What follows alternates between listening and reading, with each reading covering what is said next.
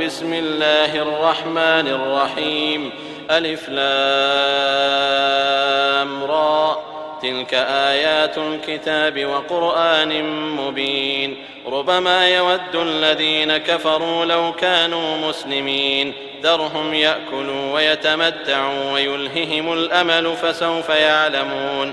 وما أهلكنا من قرية إلا ولها كتاب معلوم ما تسبق من أمة أجلها وما يستأخرون. وقالوا يا أيها الذي نزل عليه الذكر إنك لمجنون لو ما تأتينا بالملائكة إن كنت من الصادقين ما ننزل الملائكة إلا بالحق وما كانوا إذا منظرين. إنا نحن نزلنا الذكر وإنا له لحافظون. ولقد أرسلنا من قبلك في شيع الأولين وما يأتيهم من رسول إلا كانوا به يستهزئون. كذلك نسلكه في قلوب المجرمين لا يؤمنون به وقد خلت سنة الأولين. ولو فتحنا عليهم بابا من السماء فظلوا فيه يعرجون لقالوا إنما سكرت أبصارنا بل نحن قوم مسحورون. ولقد جعلنا في السماء بروجا وزيناها للناظرين وحفظناها من كل شيطان رجيم إلا من استرق السمع فأتبعه شهاب مبين. والأرض مددناها وألقينا فيها رواسي وأنبتنا فيها من كل شيء موزون وجعلنا لكم فيها معايش ومن لستم له برازقين. وإن من شيء إلا عندنا خزائنه وما ننزله إلا بقدر معلوم. وأرسلنا الرياح لواقح فأنزلنا من السماء ماء فأسقيناكموه وما أنتم له بخازنين. وإنا لنحن نحيي ونميت ونحن الوارثون. ولقد علمنا المستقدمين منكم ولقد علمنا المستأخرين وإن ربك هو يحشرهم إنه حكيم عليم. ولقد خلقنا الإنسان من صلصال من حمأ مسنون والجان خلقناه من قبل من نار السموم. وإذ قال ربك للملائكة إني خالق بشرا من صلصال من حمأ مسنون فإذا سويته ونفخت فيه من روحي فقعوا له ساجدين فسجد الملائكة كلهم أجمعون إلا إبليس أبى أن يكون مع الساجدين. قال يا إبليس ما لك ألا تكون مع الساجدين؟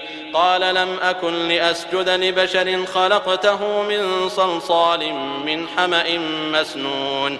قال فاخرج منها فإنك رجيم وإن عليك اللعنة إلى يوم الدين. قال رب فأنظرني إلى يوم يبعثون. قال فإنك من المنظرين إلى يوم الوقت المعلوم. قال رب بما أغويتني لأزينن لهم في الأرض ولأغوينهم أجمعين إلا عبادك منهم المخلصين. قال هذا صراط علي مستقيم. إن عبادي ليس لك عليهم سلطان إلا من اتبعك من الغاوين.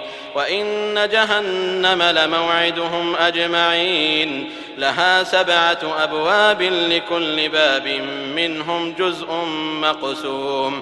إن المتقين في جنات وعيون ادخلوها بسلام آمنين ونزعنا ما في صدورهم من غل إخوانا على سرر متقابلين لا يمسهم فيها نصب وما هم منها بمخرجين نبئ عبادي أني أنا الغفور الرحيم وأن عذابي هو العذاب الأليم ونبئهم عن ضيف إبراهيم إذ دخلوا عليه فقالوا سلاما قال إنا منكم وجلون قالوا لا توجل إنا نبشرك بغلام عليم قال أبشرتموني على أن مسني الكبر فبم تبشرون قالوا بشرناك بالحق فلا تكن من القانطين قال ومن يقنط من رحمة ربه إلا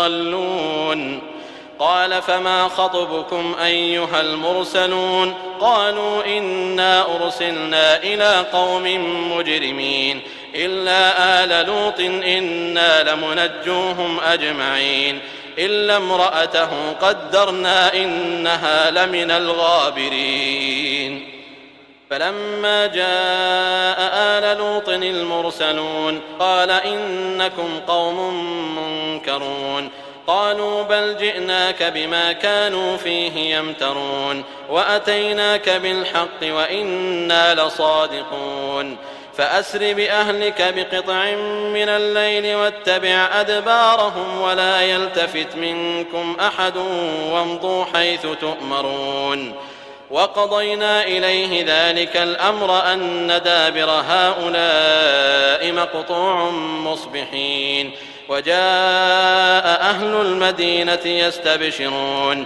قال إن هؤلاء ضيفي فلا تفضحون واتقوا الله ولا تخزون قالوا أولم ننهك عن العالمين قال هؤلاء بناتي إن كنتم فاعلين لعمرك إنهم لفي سكرتهم يعمهون فأخذتهم الصيحة مشرقين فجعلنا عاليها سافلها وأمطرنا عليهم حجارة من سجيل إن في ذلك لآيات للمتوسمين وإنها لبسبيل مقيم إن في ذلك لآية للمؤمنين وإن كان أصحاب الأيكة لظالمين فانتقمنا منهم وإنهما لبإمام مبين ولقد كذب أصحاب الحجر المرسلين